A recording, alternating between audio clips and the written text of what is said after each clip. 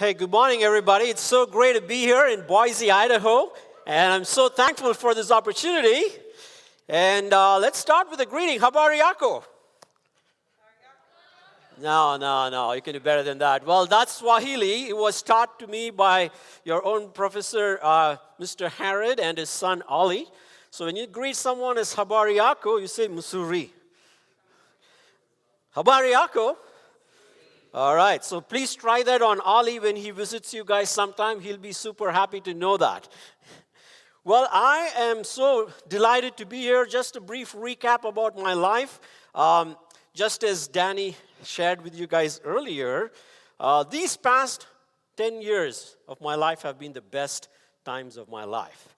You know, we had, that's a picture of my family, which if it comes up, you can see that's my wife, Jemima, and my daughter, Carissa. And these two beauties, Brian and Sophia, they just came into our lives 4 years ago and have just transformed it. They have been a blessing to us than we being a blessing to them. So we are super excited about that. And also, I had a career shift, as, you know, Danny was introducing.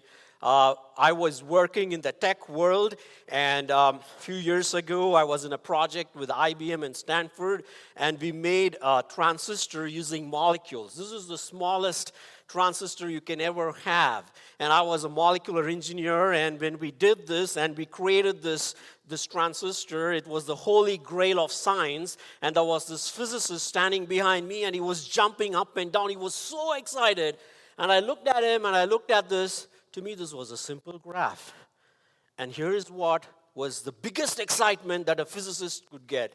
But it was nothing for me compared to when I sit down and open God's Word and God speaks to me through that. That gives way more joy and happiness than even the greatest achievements that the world could ever see.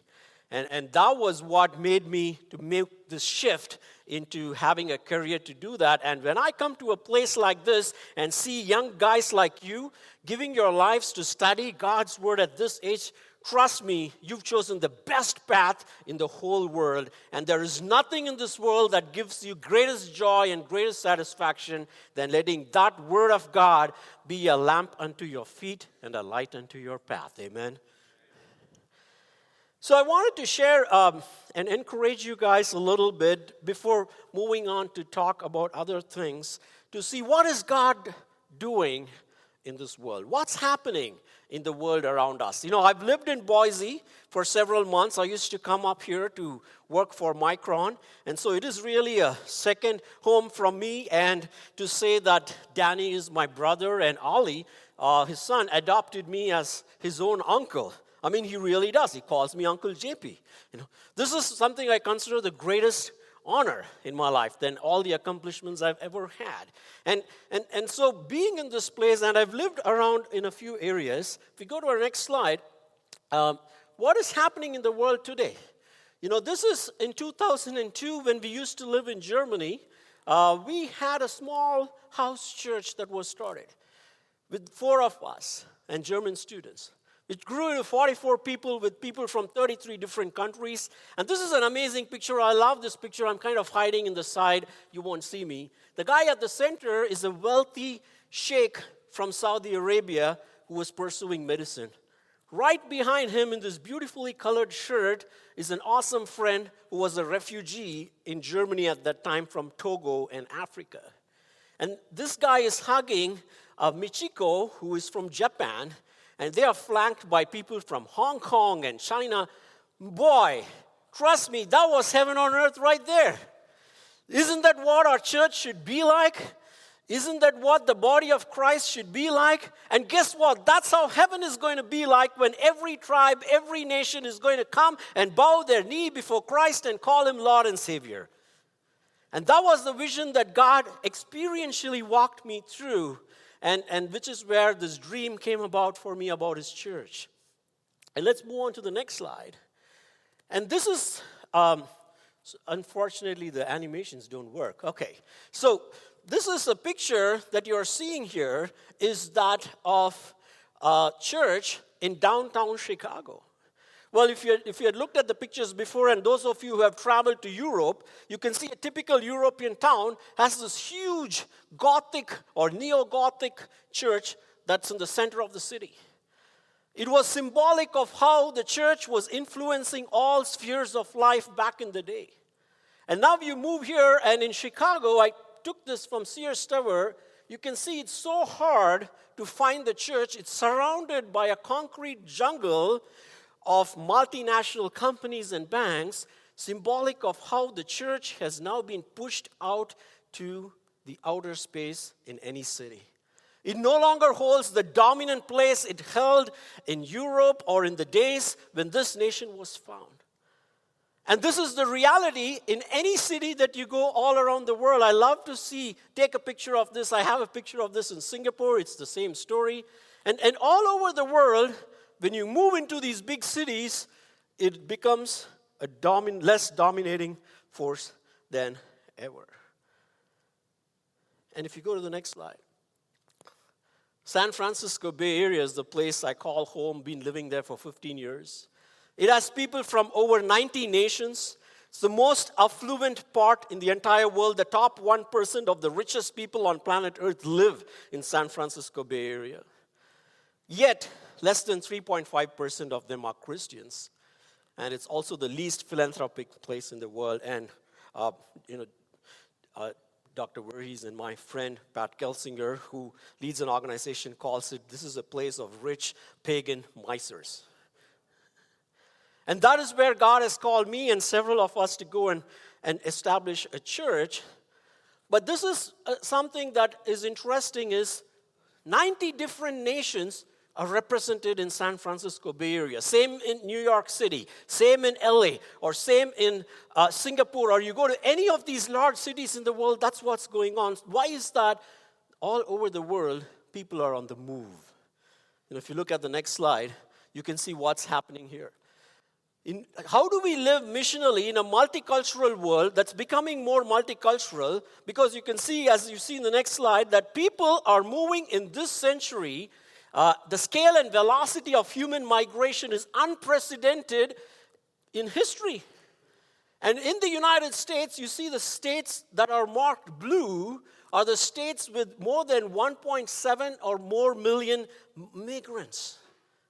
And what is interesting to note is we are living in this age of migration where these people who are coming from different countries, they also bring their faith.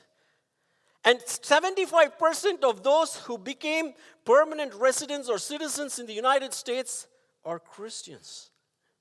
So this is ratifying a study that was done by Andrew Walls, who is a world-famous missiologist. He has this quote in the next slide, which talks about, before I go to that, this is just a research I did in South Bay in Silicon Valley, right where I live.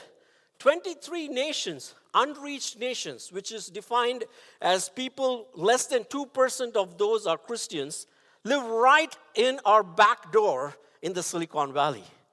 And I'm part of a pastoral network with some of the mega churches in the Bay Area, and I was challenging them, hey, how about you don't spend those millions of dollars outside and just spend a small chunk of that reaching these guys in your back door?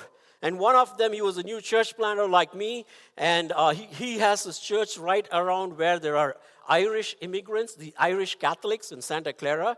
And he said, his name is Tim Riley. And I did not know. He said, Riley is an Irish name. I said, well, you just reach out to a fellow Rileys, and there will be an awesome Irish church in the Bay Area. Right? So God is doing these great things, and if you move to the next slide, I have this quote. Andrew Walls says, the direction of movement of people always coincides with the direction of movement of the gospel. 100, 200 years ago, people were moving from the global north to the global south, or from the west to the east, due to colonialization and so many other factors. And that's the direction in which the gospel moved. And that's how German missionaries came to India 300 years ago, and we got to hear the gospel.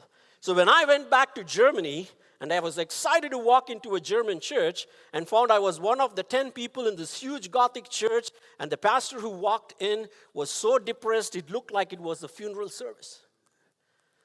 And when we got to meet these German students, they wanted me to read Luther and Calvin to them.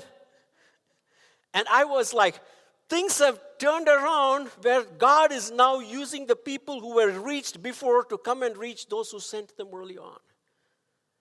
And that's what God is doing. I wanted to share this to tell you the church is not all bad and gloomy and it's going down. God is at work in the world. He is so big. He moves people. He moves whatever needs to be moved till His kingdom shall be established on earth as it is in heaven.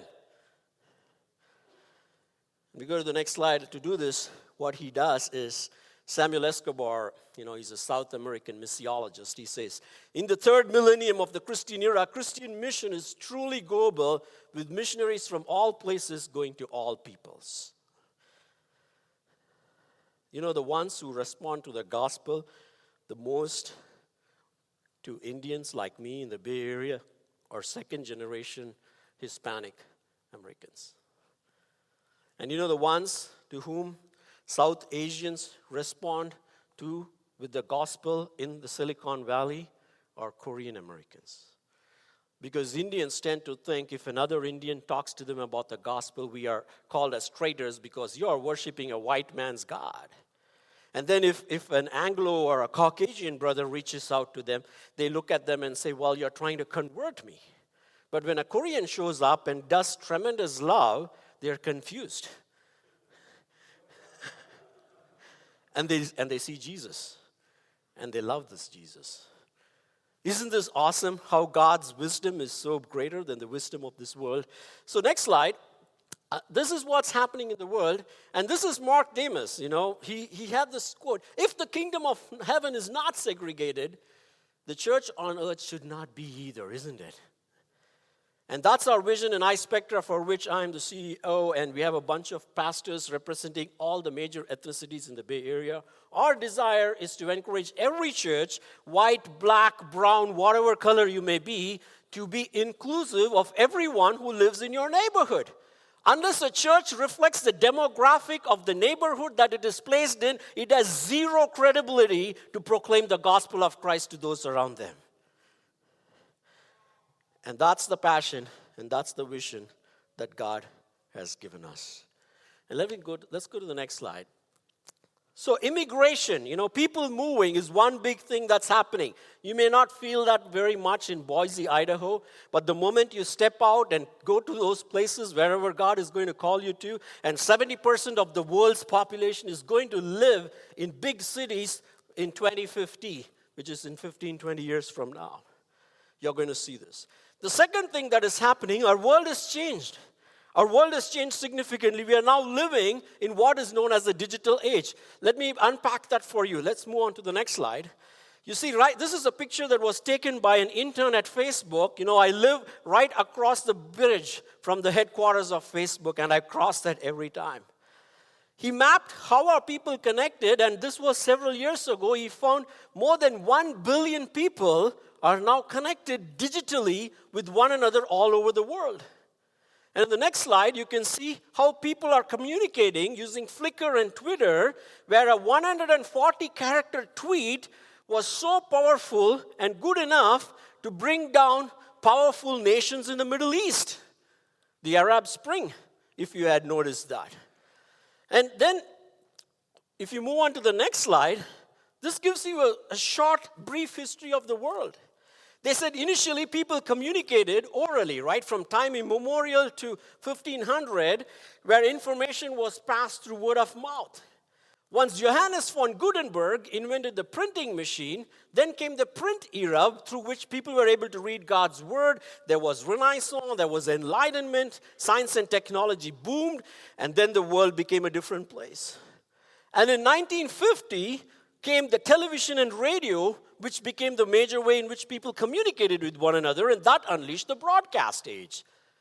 But they say in 2010, the world has made a shift to what is being called as the digital age. In the digital age, the world has been shrunk to the size of your smartphones and your keypads on your laptop, where with the click of a button, You can order anything you want to satisfy you in any way you want, right then, right now. And the Silicon Valley is a place which creates this digital technology that has a soft power over the entire world. If you think who is the most powerful nation or what is the most powerful force, it's the digital force right now. And in this context, the world has become flat. As Thomas Friedman, who wrote this book, The World is Flat. 7 out of the 10 factors that Thomas Friedman said has made the world a flat place originated in the Silicon Valley and is controlling the world. But if you were to go and walk up to an average tech professional in the Silicon Valley, despite the busyness, despite the affluence, despite the power, you will see them tell you their lives are empty because there is no Jesus. How much money is enough to make you happy? It's how much power is enough to make you feel important? It's always a little more than what you have until you find Christ. My friend B.J. Gilani, he moved to the Bay Area from Iran. He was in his mid-70s, and I befriended him as I was volunteering in the library, and he needed some help with computers. And then he started inviting me home. He claims to be the official photographer for Shah in Iran before the revolution happened. He's a staunch Muslim, and he invited me home for dinner. And as he was serving this awesome Persian meal, he looked at me and he said, JP, I was born a Muslim, and I'll die a Muslim. You know that, right? You know what that means? It was a veiled threat. Don't even try to talk about Jesus to me. And it was a few months into our relationship, he calls me literally in the middle of the night and say, JP, can you pray for me? My wife has just been diagnosed with cancer. And she had been befriended by another South Asian woman in a place of work, and we prayed, and a few months later, God answered our prayers, and they both showed up to our church anniversary unannounced with this awesome Persian gift because they wanted to give a thank offering to God. You see, even those people need Jesus. So what is God doing in all of this, and where are we going from here? What does the Bible talk about as? What is our expectation to reach people like this? If you go to the next slide, please. What does it cost for you and me to be on mission in this world as God is calling you guys and taking you? There are 3 things I want to challenge you with. I understand you are here to learn God and learn about His Word, but you're going to be the future pastors and missionaries and professionals that God is going to take and plant in this world He has created. And these are 3 simple things we need. Being on mission requires sharing our space, the power of hospitality. It involves inviting someone into your home. It's very simple. Jesus invited Himself into the home of Zacchaeus. He didn't even have to dump down or shove the gospel down Zacchaeus' throat. Just His presence had a redemptive effect in his life. I understand, in the West, this individualistic, me being the center of the universe idea and the concept of personal space and time has made this so difficult to reach the world. Because the guy who doesn't look like you or doesn't think like you does not care what you believe unless he knows that you care about who he is. And he is not going to know that you care who he is unless you open up your personal space and let him in to your home. It's tough. It's easy to preach a sermon or share the gospel to an unknown stranger on a bus than inviting that same person into your home and sharing a meal. Let me challenge you, try that with someone who doesn't look like you, and trust me, the world opens up for you to minister to them. Secondly, being on mission requires sharing our time. You know, the concept of time is very relative, right? And I used to be in Germany and live in Germany. Germans are known for their time. They have zero tolerance. You can't be even a minute early or a minute late. Then I come to the United States and I feel for any meetings, you can show up to like 5 minutes. And beyond 5 minutes, if you're late, it gets people really upset. And then you go to India. In India, you can show up to 1 hour late and it's totally fine. There's no one takes an offense at it. Everybody understands you had some stuff and you were having fun. And Danny tells me in Africa, it's 3 hours is totally fine. Boy, do I not want to live in Africa. But you see, it's going to take effort to build that relationship by sharing our time. The busiest person, the one with the most important task on earth was Jesus, and yet he spent an entire chapter's worth of time with a Samaritan woman at a well. The least significant person who the word respects got the most face time from Jesus himself. And they had the most amazing dialogue. And Jesus touched her life and transformed her life. And she goes and changes her whole city for Jesus.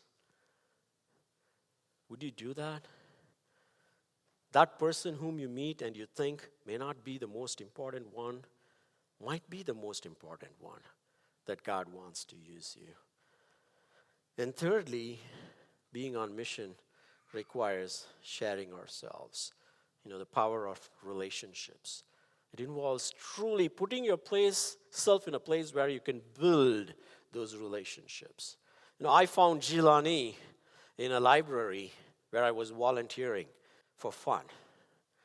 And out of that grew this personal relationship that he invites me to his home and I invited him to my home. And in all that ordinary things, God did something extraordinary in bringing him to Christ.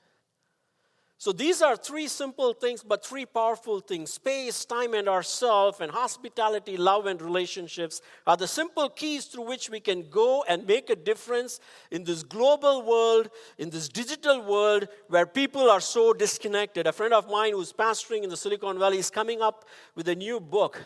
It's titled Analog Church. He says however digitally connected you and I become, the church cannot become a digital community. It is still analog. It is still relationships. It's still authenticity. It's still me being me and you being you and Christ being Christ. And discovering that in the context of community. And that's the kind of church the world needs. And we see that happening in the first church in Antioch, where God brings all these people together and unleashes them to do this for Jesus. Now, how is this going to be possible? Jesus says, I know it's hard. I know it's tough. And that's why he came and he preaches the Sermon on the Mount, where he unpacks for us this upside-down kingdom that he is about to build. He says, I have come here on earth to build a new breed of disciples. A new breed of people. He keeps these 12 people in front of him. He looks at the crowd and says, all these 12 guys you see, their lives are going to be radically transformed because I'm a new kind of a king and I have come to unleash a new kind of a kingdom that includes people who are going to be radical disciples for me. And every single one of those guys, we all know from church history, literally gave their lives for Jesus. And he says, I want to tell you how you and I can also be part of that kingdom. And he speaks about that in the Sermon on the Mount. And if you look at the next slide, the first few things that he talks about in the Sermon on the Mount are the secrets of blessedness, the secrets of happiness. Even in a digital world, he says, this is how you can be blessed. It starts with being poor in spirit. You know, you cannot live this missional life that attracts others if you think you're the most important person. It starts with emptying of yourself. It starts with a discovery of how radically sinful we are and how gloriously majestic is the grace of God through Christ on the cross. If you have not had that experience, you cannot do all the other stuff that I was talking about. Then he talks about once you discover that, you experience mourning, you are sad that you have seen, oh, is this the real me? I thought I was a cool guy. I thought I was awesome. I thought I was amazing. But oh, I see all this darkness, this brokenness, and then taking that to the cross and letting Jesus come in and radically restore your heart is the second step. And once you recognize your real self, it makes you to become a meek person. You know, the world does not need powerful men and women. It needs meek men and women. Meekness is not weakness. You know, the Greek word praus was used for taming of a wild donkey or a wild horse. When its power is not controlled, it goes berserk. But when it is tamed, it can go in a direction and accomplish great things.